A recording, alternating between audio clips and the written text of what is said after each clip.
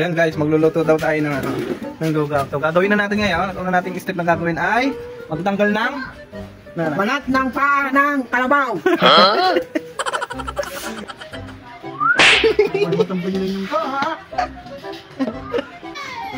What? Oh.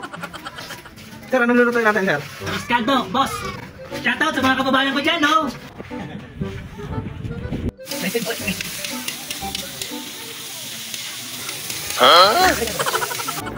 Nasaan pa yung isa? Hindi. Ayun, no? Ay, kuko pa eh. Grabe ka naman. Ayun, no? Pedicure, asan? Wow!